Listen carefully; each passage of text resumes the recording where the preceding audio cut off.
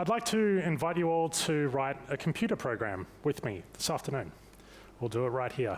And even if you don't have any software engineering experience or IT, you're not a computer scientist, that's okay. This is pretty easy. We're going to write a program together to drive home from this venue this afternoon to wherever you live, whether that's in Sydney or in interstate or if you're from overseas. I need to just take a step back and think about the instructions that you would give to a robot driver, someone driving your car back to your home on a busy street just like this one.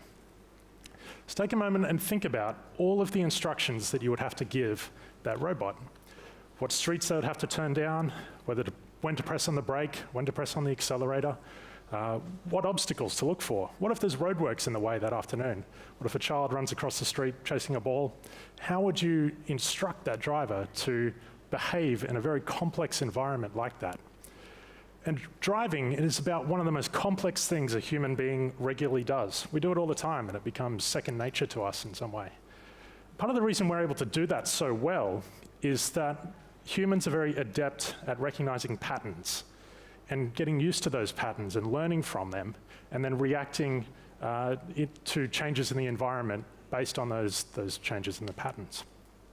So it's a challenging thing to instruct a computer about a complex environment like that. So how do we get better at it? How do we do more with complex patterns and be able to train computers to be able to respond to those kind of environments? I'll show you a little bit about that today. So let's look at a pattern. There we go. It's a very simple pattern. Everybody can recognize what's going on here with this pattern. We can describe it to our neighbor. We can predict what might happen next if we expanded this canvas with a very high degree of certainty about how this might propagate into the future, this pattern. Well, what about this one? It's a little bit more complex, but still quite simple. We can see there's an underlying rule set to it. There's some mathematics that maybe bind this pattern to reality, but we could write an equation that could describe what we see on the screen here. Again, the next level of complexity, it's starting to get a little bit harder for us as humans to write the perfect set of instructions that would describe what we see on the screen and what might happen again in the future. Let's kick it up to the next level. We can see now that this pattern is being governed by the rules of probability somehow, that it's propagating through space and that choices are being made along the way. We might not have any control over those choices. Something is occurring for this to propagate, and we might be able to work it out. Take some time, consult a mathematician, and be able to understand how this pattern is being described on a page, and maybe write a computer program to reproduce it. Then it all goes wrong for us. Humans can't handle this level of complexity. We can recognize that there is a pattern there, that something is governing the behavior of this system, but we don't know where to even start to interpret it. Even if we took just a little segment of this pattern, that wouldn't give us enough information about what's happening in the rest of the picture here. And so this is where we as humans that are so good at recognizing patterns and learning ourselves start to break down. Then in the environment, there's patterns that emerge all of the time. These are complex systems that behave and are governed by different sets of rules, particularly when there are intelligent systems involved in that as well, that are working together as groups, interacting in different ways and responding to stimuli from the outside. So let's go back to our driving example. Now that we understand a little more about recognizing patterns and where the layers of complexity are, can we as humans really write the best equations that could govern a self-driving car in the future, particularly in a really complex environment like a suburban street, or navigating a pedestrian mall, a shopping center, or an airport? Not really. We need another tool in the toolkit to be able to write these computer programs and for them to be effective so that we can solve the kind of complex problems we're looking to solve and take computing to the next level. So let's take a quick break on that. We'll come back to it. Last year was a special anniversary in computer science. It was the 50-year anniversary of Moore's Law. That's Gordon Moore, the founder of Intel, who prophesied that computing power would double every 18 months or so. And for the past 51 years, we have been relentlessly pursuing that pace of development for computers and the algorithms that we can write onto those chips.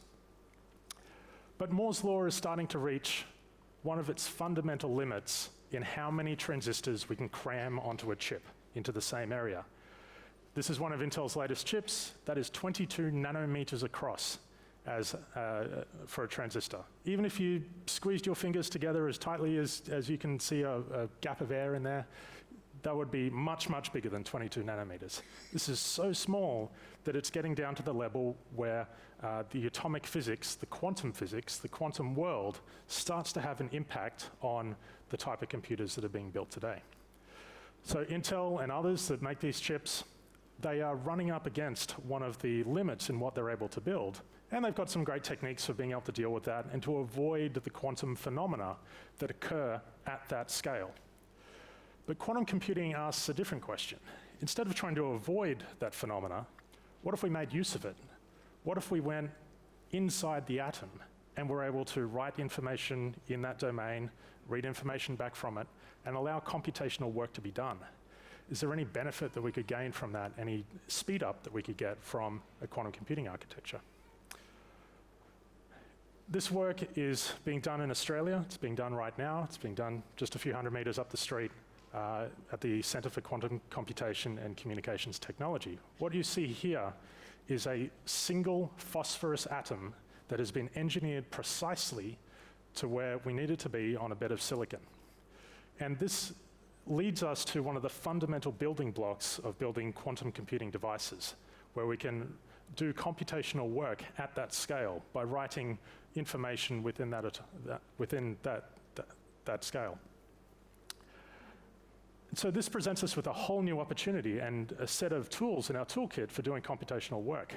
One of them is a unique property at the quantum level, where instead of a transistor being definitely on or definitely off, 1 or 0, nothing in between, a quantum computer allows us to have a probability of 1, a probability of 0, something in between. We can work with that and solve complex problems in a way that's much more intuitive to the way our human brains work in dealing with probabilities and patterns and the way things emerge. This is my only techie slide in the whole presentation, but I want to show you something about how quantum computing could have a huge impact on some of the applications that we've been talking about. So what's described here is the training cycle for a machine learning algorithm. Along the bottom is the number of training cycles that we do, and on the y-axis is the accuracy of the algorithm over time. So you can, and this is being run on a classical computer, so the best available computers today. You can see that the trend line is kind of moving up in a linear type fashion and is gradually getting better the more and more we train the machine to recognize the pattern that we're looking for. And eventually it's going to get to 100% and will be pretty good. This is what we can do with a quantum computer right now. We can train these machines to respond to external stimuli to get it to a pattern recognition level of 100% much, much faster. This is a breakthrough in technology that allows us to speed up that training cycle and deploy the sorts of algorithms that will help us navigate a busy street and introduce new products and services into the marketplace. It's an incredibly exciting thing to be involved in, and one that we think will lead to a new type of exploration, where we're able to train artificial intelligence units to be able to respond to the environment and explore places and do things that don't have humans involved in the loop, that think more like us. And imagine this is the Mars rover here. If we wanted the Mars rover to go into a cave on Mars, we wouldn't be able to do that today because humans need to be involved in the loop and instructed on where to go and where to drive. But if all we said to the rover was, "We trust you, we want you to go into this cave and explore, and we want you to find food or life, water or life, and we want you to learn and respond to the stimuli that are there," it might be able to do so much, much faster if it's got a quantum computer available to it. So we're very excited about this. This is thrilling research that's happening in Australia right now, and we see a bright future in this technology and some of the impacts that it could have. Thank you very much.